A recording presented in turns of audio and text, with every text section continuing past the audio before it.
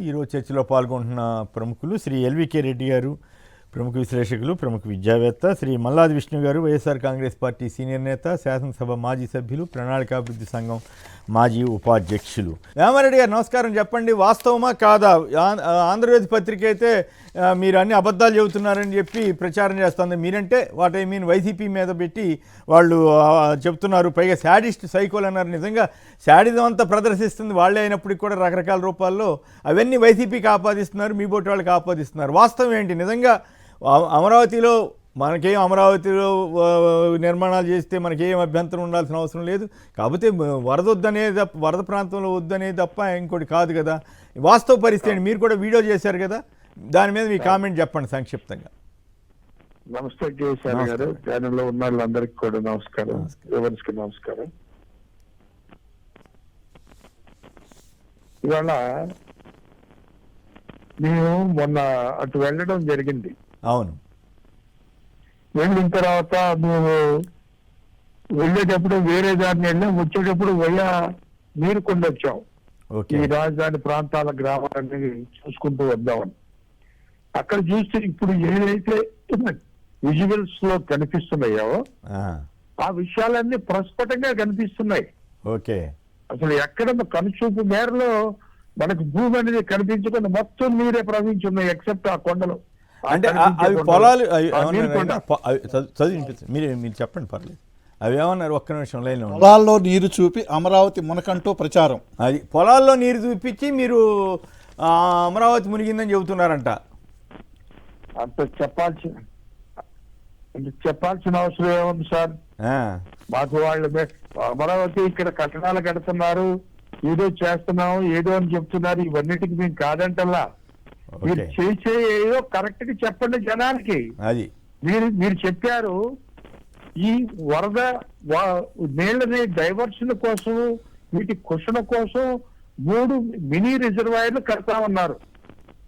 0.51 cusecs తో మీరు mini రిజర్వాయర్లు కడతా అన్నారు. అసలు దాని దాఖలాలు కానీ, ఒక 8 కిలోమీటర్స్ ఏమో కెనాల్ ని రెగ్యులరైజ్ చేస్తా అన్నారు మీరు నేచురల్ ఫ్లో తో. 48 కిలోమీటర్ల కెనాల్ ని వైడెన్ చేసి డీపింగ్ చేస్తా అన్నారు. ఎక్కడైనా మీరు కనిపించి మీ ఇరిగేషన్ ఇంజనీర్లు రమ్మనండి. ఇంకో విధంగా అంటారా? మీ మీద బురద జరగడానికి ఇంకో విధానికి మేము మాట్లాడటం. ఇది వాస్తవం. ఇప్పటికైనా మీరు కళ్ళు తెరవండి, కళ్ళు తెరిచి వాస్తవాలు తెలుసు. జాగ్రత్త. ఇప్పుడు మునిగిందని అంటాను, ఇంకోటి అంటాను, కేసులు పెడతారంట. ఇప్పుడు ఏదో పెద్ద ఆయుధంగా మారిపోయింది. పోలీస్ కేసుల ద్వారానే ప్రభుత్వాన్ని నడిపేసేటట్టున్నారు. జాగ్రత్తగా ఉండండి. అంటే మీరు ఒక మాట చెప్పారు, నేను విన్నాను మీ వీడియో. అనేక చోట్ల ఎత్తు మెరకపోస్తున్నారు, దానివల్ల కూడా నీటికి ఆటంకం ఏర్పడతా ఉందని, కొండవీటి వాగును కూడా ఒక రకంగా పాడు చేశారని కూడా మీరు అన్నారు. కరెక్టేనది? డెఫినెట్ గా. ఓకే. అంటే పొన్నూరు మునిగిందని ఎవరు ప్రచారం చేశారు? పొన్నూరుని ముంచుతున్నారని మీరు చెప్పింది ఆ ప్రాంత పొలాల గురించి కదా మీలాంటి వాళ్ళు మాట్లాడింది. పొన్నూరు నియోజకవర్గంలో నంబూరు గ్రామం దగ్గర 10,000 ఎకరం మునిగింది. అది వాళ్ళకి కనపడలేదేమో. ఓకే, మరి అది కనపడిపోతే అట్టాని కాదు సార్. ఇప్పుడు ఎవరైనా ఒక ఎమ్మెల్యేనో ఒక మినిస్టర్నో ఆ ప్రాంతానికి సంబంధించిన వచ్చి చూస్తే అర్థమవుతుంది. మీకు ఆ విజువల్స్ కనపడుతున్నాయి కదా, మీరు అక్కడి నుంచి తీసుకొచ్చినవి కాదు కదా, అక్కడ ఉన్న ప్రాంతాల్లో తీసిన విజువల్సే కదా ఇవన్నీ. మరి ఆ శాడిస్ట్ పేపరు అట్లా రాస్తా ఉంది. మీరు వాళ్ళకి ఫోన్ చేసి, అయ్యా రండి నేను తీసుకెళ్తానని చెప్పి, మీరు ఆ ప్రాంతం వాళ్ళే కాబట్టి చెప్పండి. మీరు చెప్పేది నిజమైతే, వాళ్ళు చెప్పేది నిజమైతే మీరు సరి చేసుకోండి. ఎందుకంటే మేము ఎక్కడ కూర్చుని అది జరిగింది ఇది జరిగిందని చెప్పదాలం కాబట్టి నాకైతే అర్థమవుతుంది. ఆ ప్రాంతం శివరామకృష్ణన్ కమిటీయే చెప్పింది, ఆ ప్రాంతం కాదు. నాగార్జున యూనివర్సిటీ పక్కన పెట్టుకుంటే అసలు ఈ గొడవ లేకపోయేది కదా, మెరక ప్రాంతంలో పెట్టుకుంటే. ఇప్పటికీ వీళ్ళు ఆలోచించినా కూడా ఓకే ఏం ముంచిపోయింది లేదు.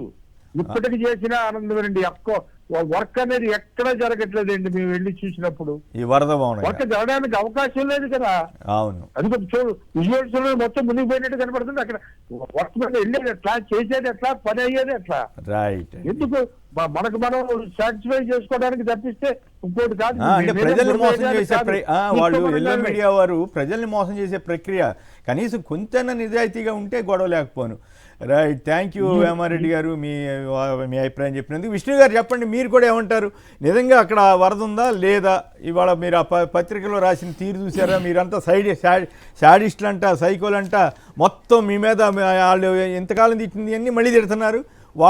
వాళ్ళు సైడిస్ట్లా, వాళ్ళు సైకోలా, మీరా? సరే ఇప్పుడు ఈ రాష్ట్రంలో వాస్తవానికి, అవాస్తవాలకి, అబద్ధాలకి యుద్ధం జరుగుతుంది సార్.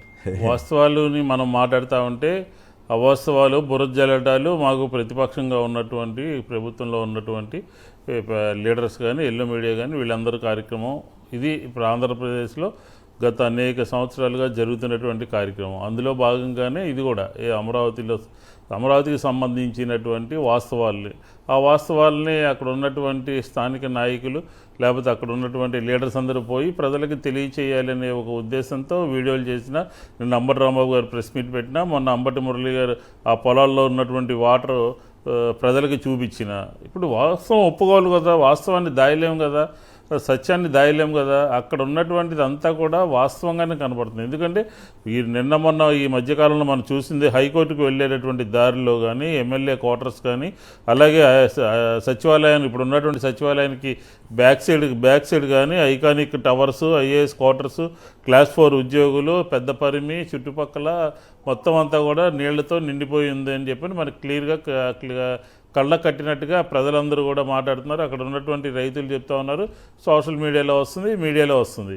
దీన్ని కాదని చెప్పి ఇదేదో బ్రహ్మాండమైనటువంటి నగరం అక్కడ నిర్మించబడిపోయింది, అయిపోయింది అని బిల్డప్ ఇవ్వాలని చెప్పనే ప్రయత్నం చేస్తూ ప్రజల్ని తప్పుదారి పట్టిస్తున్నారు. ఇంకా అది వాళ్ళ విషయం. అదే దీంతోపాటు ఏంటంటే వైఎస్ఆర్ కాంగ్రెస్ పార్టీ పత్రిక సాక్షిలో వచ్చినా లేకపోతే అక్కడ ఉన్నటువంటి లీడర్స్ మాట్లాడినా అవాస్తవం మాట్లాడుతున్నారు, అసత్యం చెప్తున్నారు, అబద్ధం చెప్తున్నారు అని చెప్పి వాళ్ళ యొక్క వాదనని సమర్థించుకోవడానికి ఏంటంటే సాక్షి పత్రిక మీద ఒక కేసు పెట్టారు. ఆ కేసు పెడితే ఇది వాస్తవం రాసినా కూడా ఇది అబద్ధం రాసిందని ప్రజల్లోకి ఒక రకమైనటువంటి ఇది వెళ్ళేటటువంటి కార్యక్రమాన్ని తీసుకెళ్తున్నారు. కాబట్టి ఖచ్చితంగా మనం చెప్పడం కాదు, ఆయన శివరామకృష్ణనే ఆయన సంబంధించినటువంటి రిపోర్ట్లో చెప్పాడు, ఇది సరైనటువంటి ఇది కాదు, కొద్ది దూరంలోనే వాటర్ వస్తుంది, పెద్ద పెద్ద బిల్డింగ్స్ కూడా ఇక్కడ కడటానికి సరైనటువంటి ప్రదేశం కాదు అని అనేక రకాలైనటువంటి రిమార్క్స్ అన్నీ కూడా ఆయన చెప్పడం జరిగింది. కాబట్టి ఇది ఇప్పుడు కళ్ళ కట్టినట్టు కనబడుతుంది. ఎవరు సైకోలో, ఎవరు అబద్ధాలు చెప్పి ఆనందిస్తున్నారు, ఎవరు తప్పుడు ప్రచారం చేస్తున్నారు, ఎవరు దుష్ప్రచారం చేస్తున్నారో ఆంధ్రప్రదేశ్ ప్రజలందరికీ కూడా తెలిసినటువంటి విషయమే. కాబట్టి ఒక నిజాన్ని అబద్ధం కింద చూపించేటటువంటి కార్యక్రమం జరుగుతుంది. ఇది సరైనటువంటిది కాదు. ఇప్పటికైనా సరే ప్రభుత్వం కొన్ని నిర్ణయాలని పునరాలోచన చేస్తే బాగుంటుందని చెప్పని కూడా ఈ సందర్భంగా చెప్తాం. కరెక్ట్. అవి పొలాల్లో నీరు వచ్చిందండి, పొలాలే కదా తీసుకుంది రాజధాని కోసం. వాళ్ళు ఏమన్నా అసలు పాయింట్ అది దాంట్లో రాశారు కదా. చెప్పండి, ఇప్పుడు విష్ణు గారు చెప్పింది అన్నారు, వేమారెడ్డి గారు చెప్పింది అన్నారు, మీకేమనిపించింది? సార్ నమస్కారం. ఏం లేదు సార్, ఇప్పుడు అమరావతి పులివెందుల్లో గురించి కూడా అబద్ధాలు మొత్తంగా అంటే బెంగాల్లో రిగింగ్ జరిగింది అదే నొప్పుకున్నారు కనీసం, అదే నొప్పుకున్నారు. ఇప్పుడు అమరావతి అనేది ప్రస్తుతానికి పొలాలమయం, అంతే. ఒక రోజులో భవనాలు రావండి, కాకపోతే గ్రాఫిక్లు వేసి ఇటు ఫోటోలు వేశారు. కానీ గతంలో ఇది బొమ్మలు అయిపోయింది బిల్డింగ్ అని చెప్పి వేసేసారు, అది వేరే సంగతి. ఊహా చిత్రం అని కూడా కింద లేని పరిస్థితి చాలాసార్లు గమనించాం. ఇప్పుడు ఇక్కడ ఏంటంటే ఇప్పటికీ అమరావతిలో కొన్ని కట్టడాలు మాత్రమే, తాత్కాలిక సచివాలయం కావచ్చు, శాసనసభ కావచ్చు, ఇవే ఉన్నాయి. మిగతావన్నీ పొలాలు, మధ్యలో రోడ్లు. ఆ పొలాలలో నీళ్లు చూపి పొలాలే కదా, పొలాలనేమో పంట పండించుకోవడానికి లేకుండా గట్లు తీసేశారు. అది 8 సంవత్సరాల నుంచి పంటలు లేవు, బంగారం పండే పొలాలు అవి.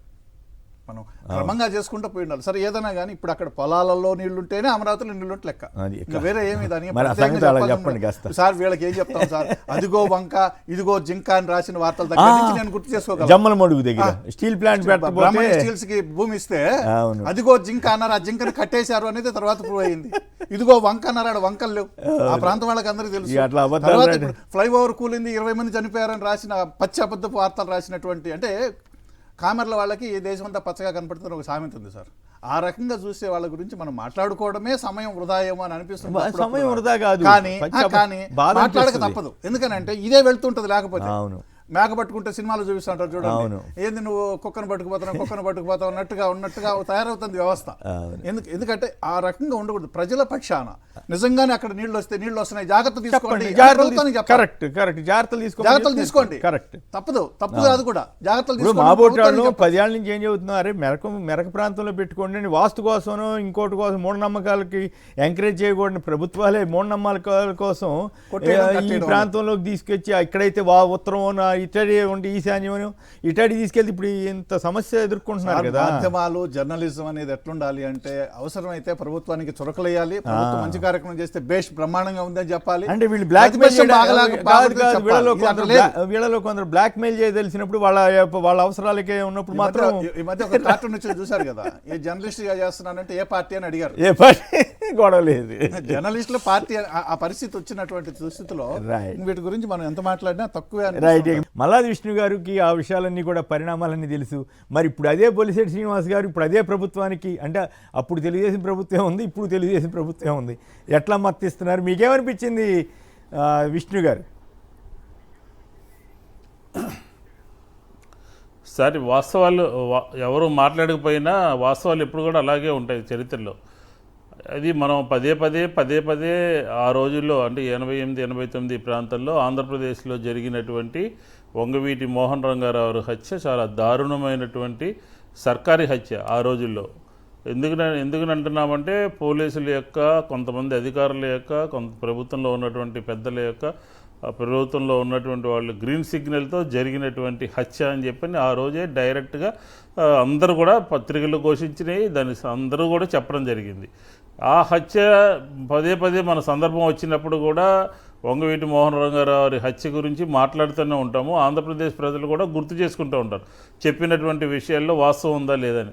కానీ ఈ మధ్య జరిగినటువంటి పరిణామాల్లో బొలిశెట్టి సత్యనారాయణ గారు, తాడేపల్లిగూడెం ఎమ్మెల్యే గారు మొన్న మాట్లాడిన వీడియో కూడా బొలిశెట్టి శ్రీనివాస్ ఆయన, అవును, అది మాట్లాడినటువంటి మాట కూడా అది యథార్థమైనటువంటి మాట. ఆ రోజుల్లో కొంతమంది నాయకుల యొక్క సహకారంతో జరిగింది అన్నారు.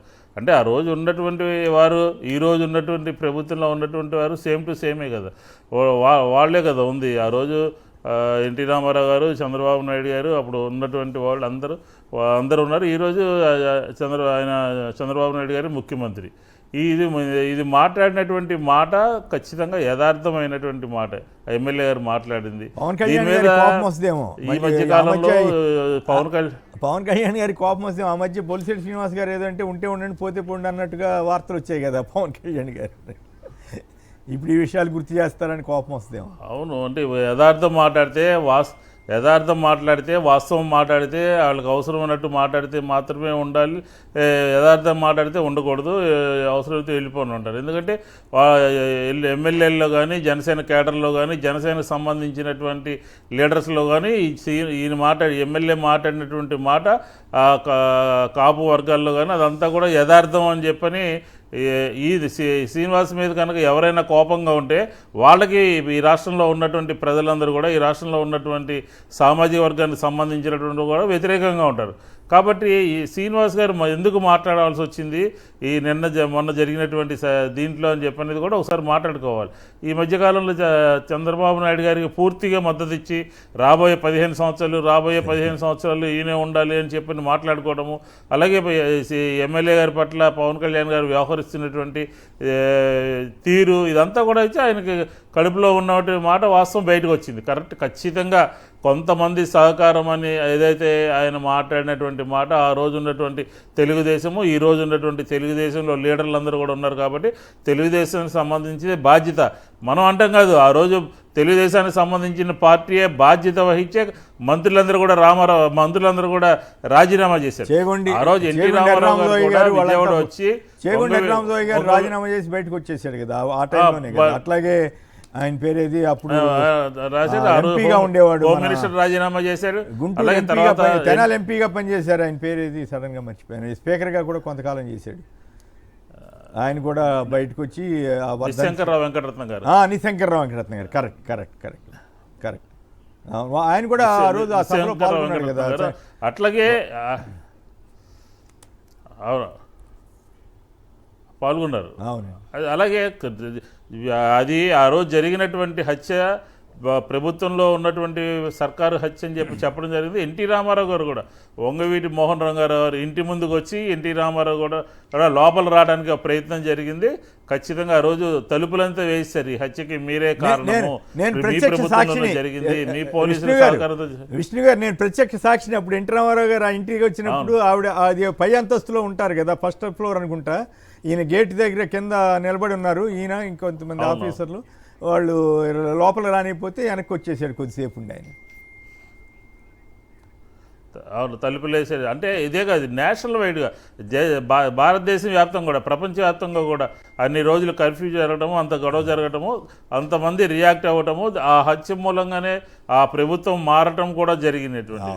కాబట్టి ఇది దీనికంతా చాలా చాలా పెద్ద హిస్టరీ ఉందన్నమాట, వంగవీటి మోహన్ రంగారావు గారి హత్య గురించి, విషయాల గురించి. కాబట్టి శ్రీనివాస్ గారు మాట్లాడింది యథార్థమైనటువంటి విషయమే. దాని జోలికి ఎవరైనా వెళ్తే వాళ్ళే చేయి కాల్చుకుంటారు. రైట్. ఇందాక ఇంకొక వీడియో కూడా వేసాం, అది ప్రస్తుతం కేంద్ర మంత్రిగా ఉన్న కింజారపు రామ్మోహన్ నాయుడు గారిది. ఆయన గతంలో అంటే మంత్రి కాకముందు అపోజిషన్లో ఉన్నప్పుడు ఉత్సాహంగా గట్టిగా విశాఖ స్టీల్ ప్లాంట్కి వ్యతిరేకంగా మాట్లాడిన సందర్భం. ఇక మిగతా అంశాల్లోకి వెళదాం. హైకోర్టు ఆదేశించిన ఎమ్మెల్యే పెద్దారెడ్డిని తాడిపత్రి వెళ్ళనివ్వలేదు. రెడ్ బుక్, పోలీసుల్లో సైతం నిరసన. ఈ రెండు చాలా ఇంట్రెస్టింగ్ కాకుండా అక్కడ జరుగుతున్న పరిణామాలకి దర్పణం పడుతున్నాయా? ఎల్వికే గారు మీరేమంటారు? సార్, పరిపాలనలో మూల స్తంభాలు లాంటి న్యాయ వ్యవస్థ, శాసన వ్యవస్థ, అధికారులు ముగ్గురు. సరే, మీడియా అనేది ఒకటి ఉంది, అది పుచ్చిపోతా ఉంది, అది పక్కన పెడతాం. ఎందుకంటే ఆ పుచ్చిపోయే స్తంభం గురించి మనం ఇప్పుడు మాట్లాడుకోవద్దు. కానీ ఒకసారి అధికార వ్యవస్థలో ఎక్కడైనా లోటుపాట్లు ఉంటే, రాజ్యాంగబద్ధంగా జరగకుండా ఉంటే న్యాయ వ్యవస్థ జోక్యం చేసుకుంటుంది. ఇక్కడ తాడిపత్రిలో ఇవాళ జరుగుతున్నది కాదు, దాదాపు సంవత్సరం పై రోజుల నుంచి ఎన్నికలు జరిగి ప్రభుత్వం మా ప్రభుత్వంలోకి వచ్చినప్పటి నుంచి జరుగుతున్న పరిణామం ఏంటంటే, అక్కడ అప్పటి వరకు శాసనసభ్యుడిగా ఉండి ఎన్నికల్లో ఓటమి చెందినటువంటి నాయకుడిని, నాయకుల అనుచరులని ఆ ప్రాంతంలో లేకుండా నిషేధించినట్టుగా. అంటే ఎవరికి నీ హక్కు ఉంటుందా, ఈ అధికారం ఉంటుందా? పౌరులు, వాళ్ళకి అక్కడ నివాసం ఉంది, వాళ్ళ సొంత ఇల్లు ఉంది, వాళ్ళు అక్కడ పౌరులు, ఆ గ్రామానికి, ఆ పట్టణానికి, వాళ్ళని కనుసైగతోటి అధికార యంత్రాంగాన్ని నియంత్రిస్తూ చేస్తున్నటువంటి పరిస్థితి కళ్ళకు కడుతుంది ఇక్కడ. ఇప్పుడు కోర్టు ఆదేశాలు చేసిన తర్వాత కూడా వాటిని అమలు చేయకుండా ఉన్నారు అని అంటే ఏంటి పరిస్థితి అనేది ఎటు అర్థం చేసుకోవాలో అర్థం కాదు. కోర్టు చెప్పింది ఆయన రానిండే, అవసరమైతే రక్షణ కల్పించాలా. ఇప్పుడు రంగా గారి గురించి మాట్లాడాం మనం, రక్షణ కల్పించమని ఆయన అడిగారు. నా ప్రాణహాని ఉంది, నాకు రక్షణ కల్పించండి మరో అని నిరాహార దీక్ష చేస్తున్నటువంటి వ్యక్తి హత్యకు గురయ్యారు. ఇక్కడ నా ఇంట్లో నేను ఉంటానయా అని అంటే నువ్వు ఊర్లోకి రావడానికి లేదు. నిజానికి కొన్ని సందర్భాలలో ఎక్కడైనా లా అండ్ ఆర్డర్ ప్రాబ్లం వస్తుంది అనుకున్నప్పుడు పోలీస్ యంత్రాంగం ఆ చర్య తీసుకుంటుంది. ఇక్కడ లా అండ్ ఆర్డర్ ప్రాబ్లం వస్తుంది అనేది ఏం లేదు కదా, ఉంటే ఆ విషయాన్ని కోర్టుకు నివేదించాలి కదా. ఇప్పుడు ఈయన పెద్దారెడ్డి వస్తే ఇక్కడ శాంతి భద్రతలకు విఘాతం కలుగుతుంది కాబట్టి ఈయనను కొన్ని రోజులు మేము దూరంగా ఉంచుతాము అని కోర్టుకు చెప్పొచ్చు, కోర్టు కన్విన్స్ అవుతుంది. కానీ ఇక్కడ కోర్టే ఆయన ఇంట్లో ఉండనండి అయ్యా అని చెప్పిన తర్వాత కూడా అట్లా అడ్డుగించడాన్ని అంటే రాజ్యాంగాన్ని ఉల్లంఘిస్తున్నామా మనం అనేటువంటి ఒక భావన. రాజ్యాంగం అంటే గుర్తుకొచ్చింది, జమ్మూ కాశ్మీర్లో ఇతర రాష్ట్రాల వాళ్ళు ఎవరు ఆస్తులు కొనుక్కోవడానికి వీల్లేని వ్యవహారం దాన్ని ఇప్పుడు రద్దు చేసి ఆర్టికల్ 370 రద్దు చేసి మరి ఎవరైనా స్వేచ్ఛగా అక్కడికి వెళ్ళొచ్చు, చేయొచ్చు అన్నటువంటి కేంద్ర ప్రభుత్వం, మన భారతదేశ ప్రభుత్వం ఉన్న చోట ఇక్కడ తాడిపత్రిలో మాత్రం రాజ్యాంగం లేదు, సొంత ఇంట్లో ఒక్కడే వెళ్ళడానికి వీల్లేదని చెబుతున్నారు. అది పరిస్థితి. అది అడ్డగించేసి పెడితే పోలీసులు కూడా వాళ్ళకే మద్దతిస్తున్నారు, ఎవరికి అడ్డగించే వాళ్ళకే. అధికారంలో ఉండి పోలీసులు అట్లా నడిపిస్తున్నారు అనేది మనకు అర్థమవుతుంది కదా, అక్కడ ఉన్న వాళ్ళందరికీ అర్థమవుతుంది, మనకి అర్థమవుతుంది వీడియోలు ఫోటోలు చూస్తే. సో ఆయన రోడ్డు మీదనే అక్కడ కూర్చునే పరిస్థితి వస్తే ఇది నిజానికి చాలా విచారకరమైనటువంటి సంఘటన పరిస్థితి. ఇది అవాంఛనీయం. రైట్. ఇక మరి రెండోది రెడ్ బుక్.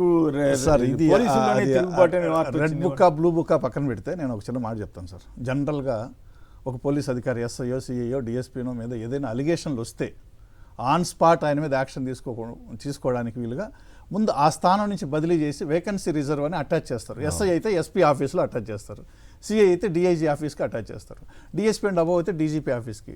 నాకు గుర్తున్నంత వరకు ఐపీఎస్ ఆఫీసర్లను అయితే జీఏడీకి రిపోర్ట్ చేయమని చెప్తారు. బికాస్ వాళ్ళు ఆ స్థానంలో ఉంటే విచారణకే విఘాతం కలుగుతుంది అనే ఉద్దేశంతో. ఇప్పుడు మన కేసుల్లో సీరియస్గా ఉంటే ఎట్లయితే నిందితుడిని రిమాండ్లో ఉంచి విచారణ జరుపుతారో ఆ రకంగా ఇక్కడ ఉంటుంది. అది కొన్ని రోజులు మాత్రమే ఉంటుంది సార్, కొన్ని రోజులు.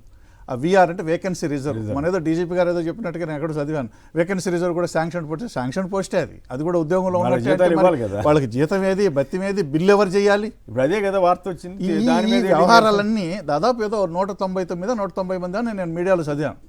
అంతమందిని ఇంతకాలం పాటు దాదాపు సంవత్సరం పాటు ఆడ పెట్టేసి పైగా వాళ్ళందరినీ డీజీపీ ఆఫీసులో అటెండెన్స్, బయోమెట్రిక్ అటెండెన్స్ చేయమన్నారని చదివాను నేను. నిజానికి వాడు ఇప్పుడు ఒక ఇన్స్పెక్టర్ అంటే మనకున్న ఆ డిఐజీల పరిధిలో ఎక్కడో కర్నూలు రేంజ్ లేకపోతే ఇంకో రేంజ్లోనో అక్కడెక్కడో ఉంటారు వాళ్ళు. మన గుంటూరులో ఉన్నటువంటి డీజీపీ ఆఫీస్కి వచ్చి బయోమెట్రిక్ వేయడం అంటే మరి వాళ్ళు ఇక్కడ ఉండాలనా, ఎక్కడ ఉండాలి, వాళ్ళకి జీతం అంటే వాళ్ళ జీతం వాళ్ళకి ఇస్తే గొడవ లేదు కదా సార్. జీతం ఇవ్వాలన్నా మీకు ఇంకొక మాట సార్, ఇక్కడ ఫ్యామిలీ డిస్లోకేట్ అవుతుంది, అకాడమిక్ ఇయర్ మధ్యలో ఉన్నారు, పిల్లలు చదువుకుంటుంటారు, వాళ్ళకి మనుషులు కదా, అవును వాళ్ళకి బాధ్యత. ఇప్పుడు అక్కడే సమస్య తోటి పోలీసుల పట్ల కూడా అక్కడే అర్థం కాని పరిస్థితి ఏంటంటే ఏంటి ఇప్పుడు నిజంగా వాళ్ళు ఎవరైనా తప్పు చేసి చర్య తీసుకోండి, తప్పు చేసి చర్య తీసుకోండి. ఇంతమందిని పోస్టింగ్ లేకుండా కూర్చోబెట్టి జీతాలు ఇవ్వాలి. ఈ రోజు కాకపోతే రేపు ఇవ్వాలి సార్. వడ్డీతో కూడా వేసి ఇవ్వాల్సి వస్తుంది. రేపు ఒక న్యాయస్థానానికి పోతే వడ్డీ కూడా కట్టించాల్సి వస్తుంది. అది మళ్ళీ పబ్లిక్ మనీ, అది ఎవరు జోబిలోంచి ఇచ్చేది కాదు, పబ్లిక్ మనీ, మనందరి డబ్బులు అవి. సో ఇటువంటిది నిజానికి ఒక పద్ధతిగా, లాజికల్గా, ఒక న్యాయబద్ధంగా, ధర్మబద్ధంగా ఆలోచించి నిర్ణయాలు తీసుకోవాలి.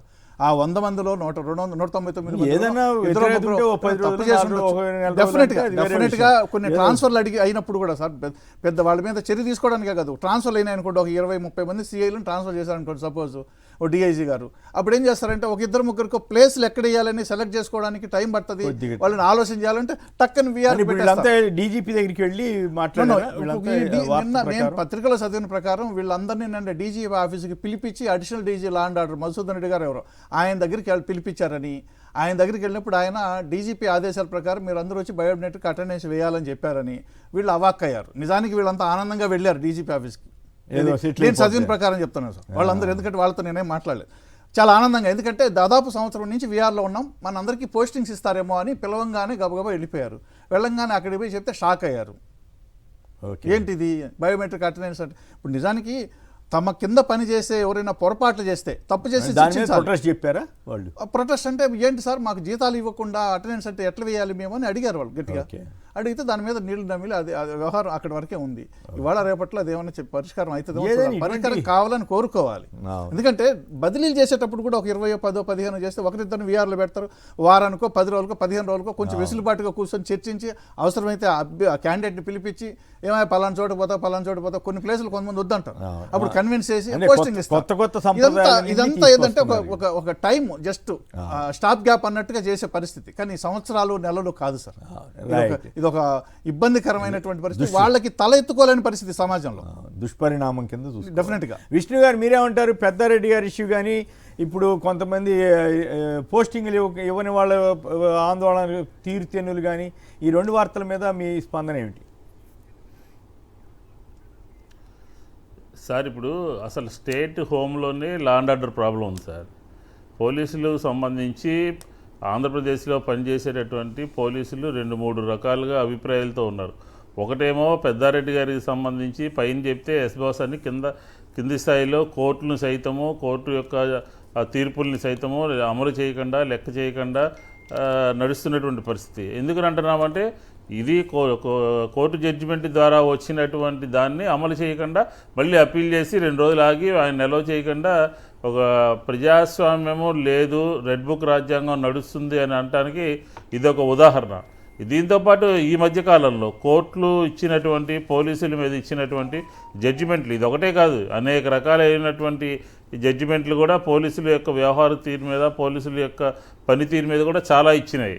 అలాగే అక్కడ పూర్తిగా ఆ జిల్లాకు ఎంటర్ కానివ్వకుండా చేయటం అనేది ఏ రకంగా జరుగుతుందో మనం చూసాము. అలాగే రెండో అంశం ఏంటంటే ఈ పోలీసు వీఆర్లో పెట్టడం.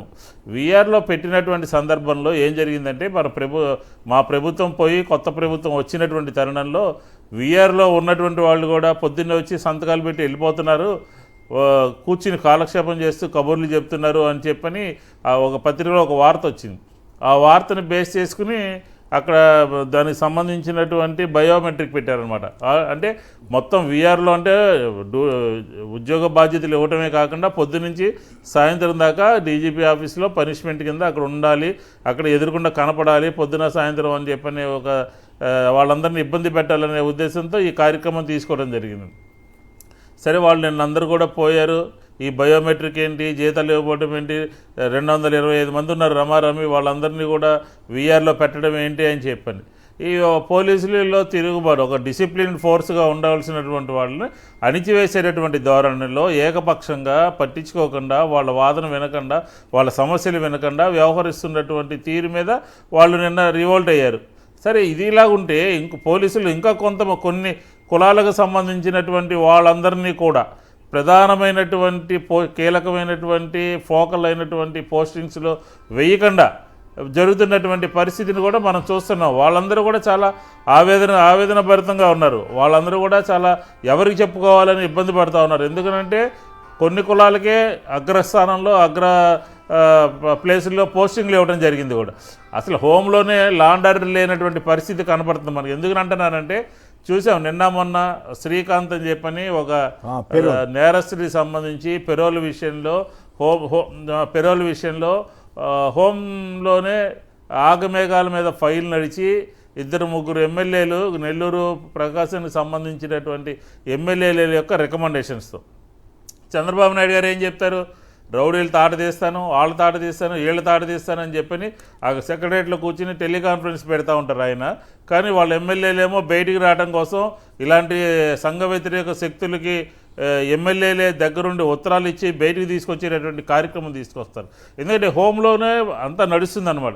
అంటే ఈ విషయమే కాదు, లాస్ట్ టైం కూడా మనం ఒక విషయం చూస్తే కాపు ఉద్యమ నేత ముద్దగడ పద్మ గారి నాయకత్వంలో రైలు తగలబడిపోయినటువంటి కేసులో ఒకసారి ఏం జరిగింది అంటే వాళ్ళు మొత్తం మళ్ళీ కేసు సుప్రీంకోర్టుకు హైకోర్టుకు అప్పీల్ చేయాలని చెప్పి ఒక డెసిషన్ తీసుకుని ఒక జీవో ఇష్యూ చేశారు. తర్వాత గవర్నమెంట్ ఏం చెప్పింది, మాకు సంబంధం లేదు, మాకు తెలియకుండా వచ్చింది, మాకు తెలియకుండా జరిగింది, అది ఇదని చెప్తే అసలు ఈ హోమ్ డిపార్ట్మెంట్లో ఉన్నటువంటి గందరగోళము, ఈ హోమ్ డిపార్ట్మెంట్లో జరుగుతున్నటువంటి వ్యవహారాలన్నీ చూస్తే పరిపాలన సజావుగా సాగుతున్నట్టుగా ఎక్కడా లేదు. పెరోల్ విషయం కానివ్వండి, నేను అందరూ కూడా డీజీపీ గారి దగ్గరికి పోయి మాట్లాడినటువంటి అంశం కానివ్వండి, ఈ రకంగా హోమ్ డిపార్ట్మెంట్లో నడుస్తుంది సార్. ఇది పూర్తిగా ఏ రకంగానంటే ఒక గాలి వదిలేసినట్టుగా నడుస్తుంది. ప్రతిదీ కూడా జీవోలు ఇష్యూ చేయడం మాకు తెలియదు అని అంటాం. ఎవరు కూడా బాధ్యత తీసుకుని ప్రవర్తిస్తున్నట్టుగా హోమ్ డిపార్ట్మెంట్లో లేనే లేదు అనేది కూడా ఖచ్చితంగా మనం చెప్పచ్చు. రైట్. ఇక మరి ప్రధానమైన అంశంలోకి వెళదాం. మద్యం కేసులో ఏసీబీ కోర్టు చాలా సంచలనాత్మకమైనటువంటి అనాలా కీలకమైన వ్యాఖ్యలు చేసిందా అనేది చూస్తే ఆశ్చర్యం వేస్తుంది. మాతోనే బేరసారాల మద్యం కేసులో సిట్ తీరుపై, అంటే ప్రత్యేక దర్యాప్తు బృందం ఉంది కదా, దాని తీరుపై ఏసీబీ ప్రత్యేక కోర్టు తీవ్ర ఆక్షేపణ. ఈ కేసులో ప్రాసిక్యూషన్ పిక్ అండ్ చూజ్, అంటే కావాల్సిన వాళ్ళని ఎవరిని కేసులో పెట్టాలంటే వాళ్ళని పెట్టడం అనమాట, ఇట్లా చేస్తూ ఉంది. అందుకే వాసుదేవరెడ్డి, సత్యప్రసాద్లను అప్రూవర్లుగా మార్చడానికి యత్నించి ఇప్పటికీ 282 మంది సాక్షులను విచారించారు. సిట్ పిటిషనర్లను అప్రూవర్లుగా మార్చాల్సిన అవసరం లేదు, అది నిష్ఫల ప్రయత్నమే, అలా చేస్తే మొత్తం కేసుపై తీవ్ర ప్రభావం పడుతుంది.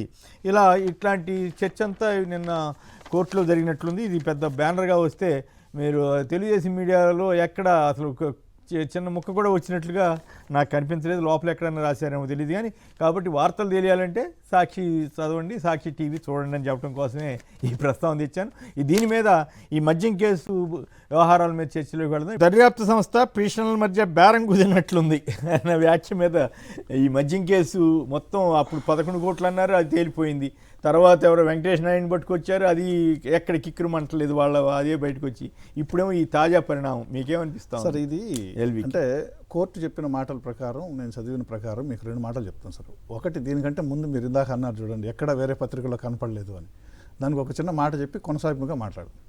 కె శ్రీనివాస్ గారు అంటే ఈ మధ్య దాకా ఆంధ్రజ్యోతి ఎడిటర్గా ఉన్న వ్యక్తి, విశాఖపట్నంలో జరిగిన ఒక మీటింగ్లో మాట్లాడుతూ, ఏదో లోపల 4 గోళ్ల మధ్య కాదు, ఒక పాఠకుడు వార్త తెలుసుకోవాలంటే కనీసం 3 పత్రికలు చదవాలి అని చెప్పారు.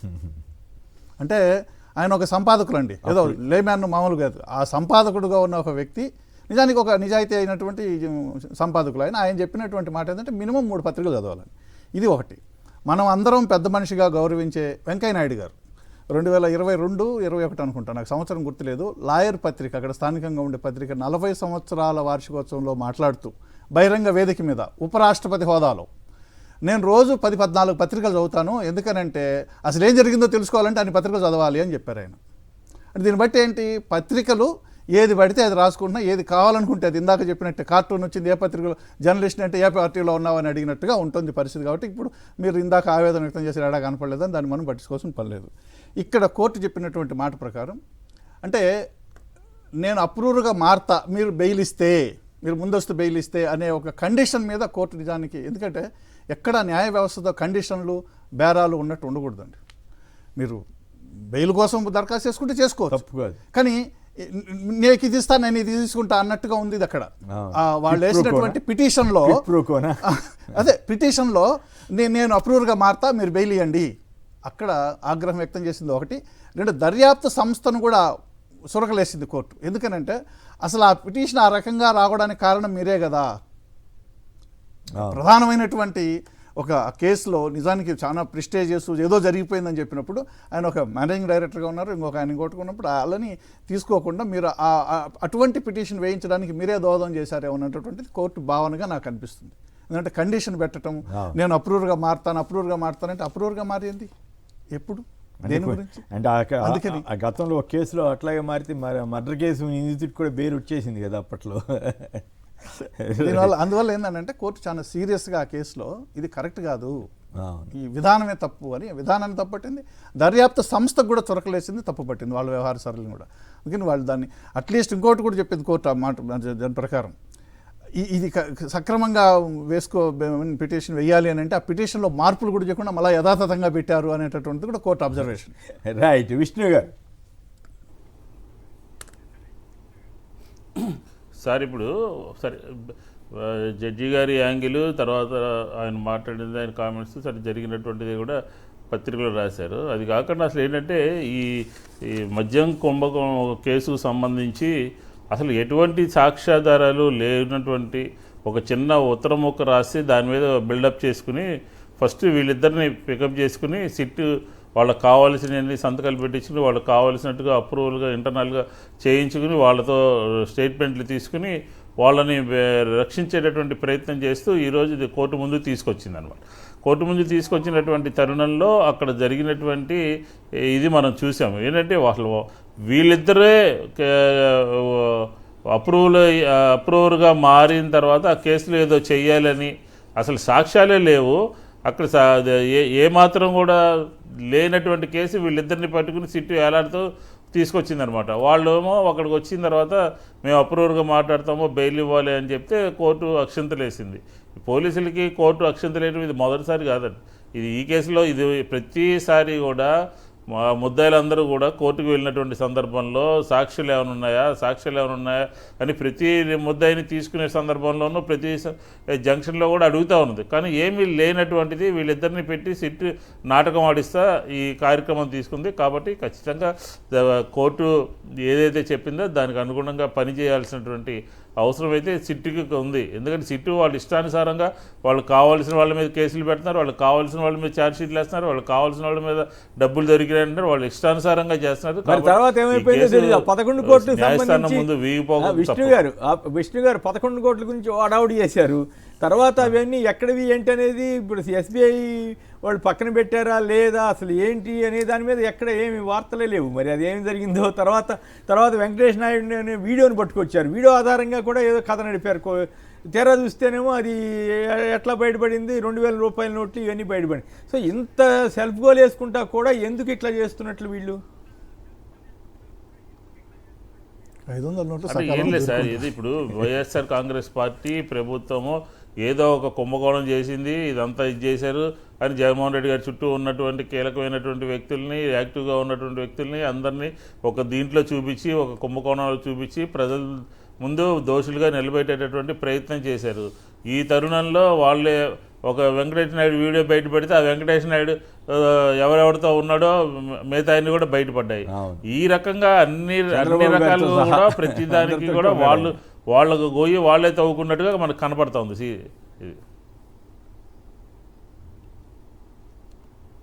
Okay right. నవీన్ గారు హైదరాబాద్ నుంచి. నవీన్ గారు నమస్కారం, మాట్లాడండి. హలో హలో సార్ ఏంటది? ఇందాక మీరు ఫోటో అన్నప్పుడు చంద్రబాబు గారితో లోకేష్ గారితో జగన్ గారితో కలిసి ఉన్న ఫోటోని షేక్ హ్యాండ్ ఇస్తున్న ఫోటోని వేశారు. ఆ తర్వాత ఇవన్నీ బయటకు వెళ్ళిన తర్వాత కిక్కురు మనలేదు. అది అదే మొత్తం సార్. ఇంకొక ఇష్యూ సార్ ఇది. ప్లీజ్ చెప్పండి. ఇప్పుడు మనం గత 2-3 రోజులుగా ఆంధ్రప్రదేశ్లో జరుగుతున్నటువంటి విషయాల మీద మనం చూస్తూ ఉన్నాము. ఎన్ని కంప్లైంట్స్ వస్తున్నాయంటే మహిళల మీద జరుగుతున్నటువంటి అరాచకాలు. అక్కడ చూసాం మనం శ్రీకాకుళంలో ఏం జరిగిందో. ఒక ప్రిన్సిపాల్ గారు చనిపోవడానికి కూడా సిద్ధపడి దళిత మహిళ ఆవిడ ఏ రకమైనటువంటి స్టేట్మెంట్ ఇచ్చిందో. అట్లాగే నరసరావుపేటలో ఒక ముస్లిం సంబంధించినటువంటి బిల్డింగ్ని లాగేసుకుంటావు నువ్వు పో అని చెప్పని అంటున్నారు. తర్వాత ఇంకొక మహిళ ఏమో పోయి నా పొలం, నా ఎకరన్నర స్థలాన్ని మహిళా తెలుగుదేశం నేత నుంచి కాపాడండి మహాప్రభు అంటున్నారు. అసలు ఏం జరుగుతుంది? కళ్యాణదుర్గంలో ఒక గర్భిణీ స్త్రీ ఆత్మహత్య చేసుకుంది. కళ్యాణదుర్గంలో కేవలం పోలీసులు సరిగ్గా హ్యాండిల్ చేయట్లేదు తన కేసుని. భర్త వాళ్ళందరి మీద కేసు పెట్టిన నేపథ్యంలో టీడీపీ వాళ్ళేమో వాళ్ళ మీద చర్య తీసుకోనికుండా అడ్డం పట్టుకుపోయారని చెప్పి ఆత్మహత్య చేసుకుంది పాపం గర్భిణీ స్త్రీ. శ్రావణి అంటారు.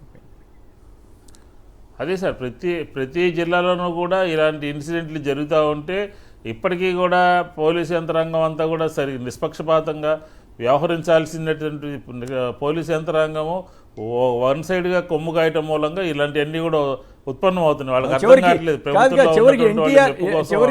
చివరికి జూనియర్ ఎన్టీఆర్ తల్లిని దూషిస్తే కూడా ఏమి అసలు సరైన స్పందన ఊరికే ఏదో ఆగ్రహం వ్యక్తం చేశారు. ఇట్లాంటి లీకులు తప్ప.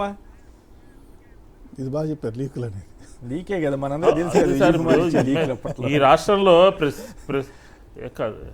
కాదు ఈ రాష్ట్రంలో పోలీసులు ఎమ్మెల్యేలు వీళ్ళిద్దరిని కరెక్ట్ చేయలేకపోతున్నారు. చంద్రబాబు నాయుడు గారు ఎమ్మెల్యేల మీద ఆగ్రహం వ్యక్తం చేశారు.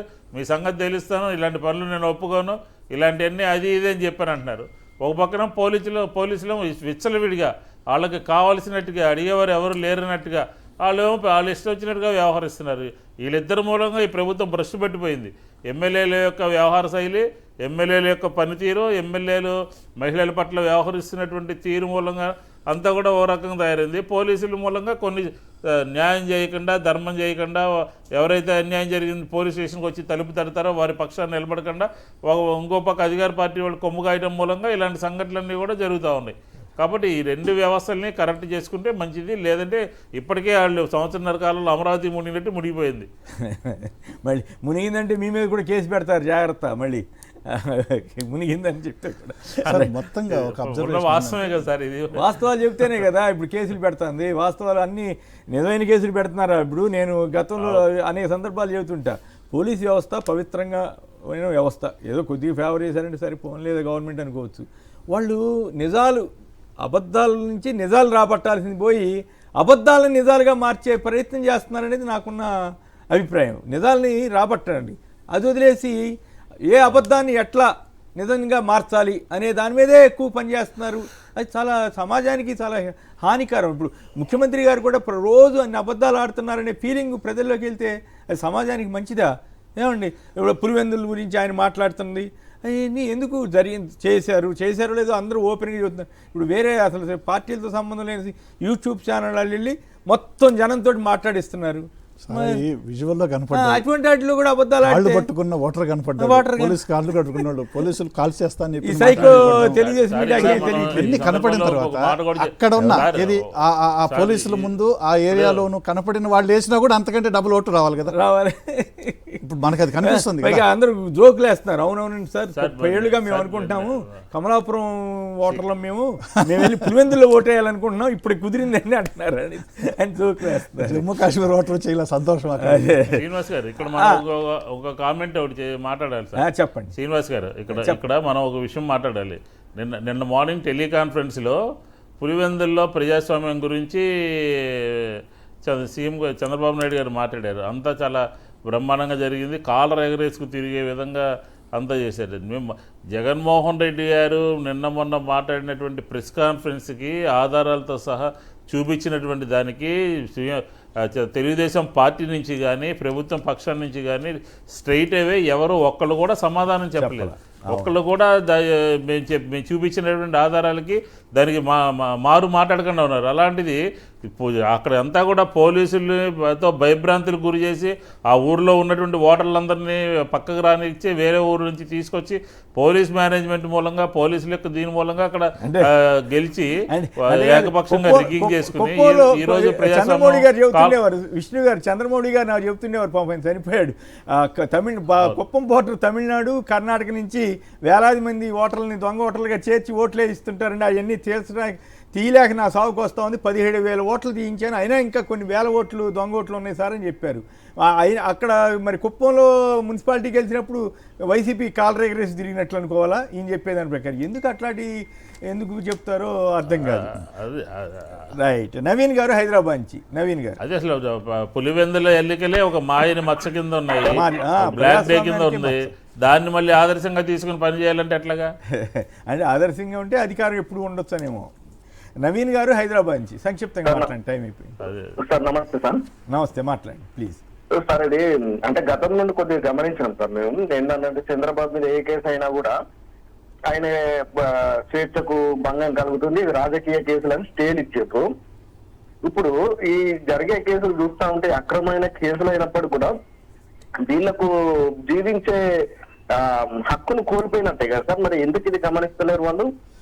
కానీ మరి ఏం చేద్దాం, ఎప్పుడో ఇప్పుడు పరిష్కారం అవుతుంది. ప్రజాస్వామ్యంలో ఉన్న గొప్పతనం ఏంటంటే ఏదో ఒక రోజు కొంత న్యాయం జరిగే అవకాశం ఉంటుంది. రైట్, ఫైనల్గా చెప్పండి, ట్రంప్ గారు బ్యాలెట్ పేపర్ అంటున్నాడు సార్. అంటే ట్రంప్ గారు మామూలుగా వివాదాల కేంద్రం అంటాం, కానీ ఈ విషయంలో మనం అందరం అంటే చాలా సమాజం ఆందోళన ఇప్పటి నుంచి కాదు, కొత్తగా ఇప్పుడు కాదు, దాదాపు గడిచిన 10 ఏళ్ళుగా ఆందోళన ఎట్లయితే వ్యక్తమవుతుంది. ఎందుకంటే ట్యాంపరింగ్ అవకాశం ఉంది అని శాస్త్రీయంగా ప్రూవ్ చేస్తానని ఒక ఐటీ ఎక్స్పర్ట్ చెప్పినప్పటి నుంచి కూడా ఒక ఆందోళన అది కూడా చంద్రబాబు గారి సమక్షంలో చెప్పారు. చంద్రబాబు నాయుడు గారు చెప్పారు కదా పవన్ కళ్యాణ్ గారు మొన్న రోజున పవన్ కళ్యాణ్ గారు మీరు గెలిస్తే ఈవీఎంలు మేము గెలిస్తే కాదా అని చెప్పారు. ఆ మాట అంది చంద్రబాబు గారే కదా. చంద్రబాబు నాయుడు గారు ఎక్స్పీరియన్స్ ఉన్న లీడరు, ఆయన ఉన్నటువంటి అన్ని వ్యవహారాల్లో కూడా ఆయన ముందే చెప్పారు. ఆయన కూడా చెప్పారు ఈవీఎంలో గందరగోళం ఉంది అని. ఆయన చెప్పిన మాట మనమేం కొత్తగా క్రియేట్ చేయాల్సిన అవసరం లేదు. అందుకని చాలా మంది రాజకీయ నాయకులు, చాలా పార్టీలు కూడా ఈవీఎంల మీద అభ్యంతరం వ్యక్తం చేస్తున్నాయి. ఇప్పుడు ఇన్ని ఓట్లకు సంబంధించి, ఓటర్ల జాబితాలకు సంబంధించి మాట్లాడుతుంటే ఎలక్షన్ కమిషన్ సమాధానం చెప్పాలి సార్. ప్రజాస్వామ్య దేశం ప్రపంచంలో నెంబర్ 1 ప్రజాస్వామ్య దేశం అని చెప్పుకున్నప్పుడు ఆ ప్రజాస్వామ్యాన్ని పట్టుగమల కాపాడాలి. ఒకటి చెప్పాలండి, బ్యాలెట్ పేపర్ తీసుకొచ్చినా సరే ఆ సీసీటీవీ అనండి, లైవ్ కవరేజ్ లేకపోతే లేకుండా సీసీటీవీ కావాల్సిన వాళ్ళతో ఓట్లు వేయించుకుంటాం. రైట్, విష్ణు గారు సంక్షిప్తంగా ట్రంప్ వ్యాఖ్యల మీద కూడా మీరు కూడా ఒక మాటలో చెప్పండి, టైం అయిపోయింది. సరే, వెళ్ళేది రాబోయే రోజుల్లో అందరూ ప్రతి ఒక్కరు కూడా బ్యాలెట్ మీద వెళ్ళాలనుకున్న అభిప్రాయమే అమెరికాలో కూడా ఆయన చెప్పాడు. ఖచ్చితంగా ఈవీఎంలకి సెలవు ప్రకటించాలి, బ్యాలెట్ పేపర్ మీదే వెళ్ళాల్సినటువంటి అవసరం ఉంది. ఎందుకంటే విపులంగా చెప్పాడు ఆయన, క్లియర్గా ఇలా కంప్లైంట్స్ వస్తున్నాయి, రకరకాలైనటువంటి ఉన్నాయి, బ్యాలెట్ అయితే బాగుంటుందని చెప్పి. మా ఒపీనియన్ కూడా ట్రంప్ ఒపీనియన్ ఒకటే. అయితే ఒకటి ఇక్కడ జాగ్రత్త తీసుకోవాల్సింది ఏంటంటే, బ్యాలెట్ పేపర్లు వచ్చినా కూడా రిగ్గింగ్ జరగకుండా మొత్తం లైవ్ కవరేజ్, కనీసం ఏ నియోజకవర్గంలో నాయకులు వాళ్ళు చూసుకునేటట్టుగా లైవ్ దొంగ ఓట్లు వేస్తున్నారా, నిజంగా రిగ్గింగ్ జరగకుండా ఉందా, ఈ లైవ్ కవరేజ్ లేకపోతే అప్పుడైనా రిగ్గింగ్ జరుగుద్ది. అటువంటి విషయాల్లో కూడా మీరు ముందస్తుగానే జాగ్రత్త తీసుకోవాలి. ఎన్నికల కమిషన్ ప్రభావితం కాకుండా జాగ్రత్త పడాలి. రైట్, విష్ణు గారు, మల్లాది విష్ణు గారు, ఎల్వికే రెడ్డి గారు, అందరు కూడా ధన్యవాదాలు. ఇది నేటి చర్చా కార్యక్రమం. నమస్కారం.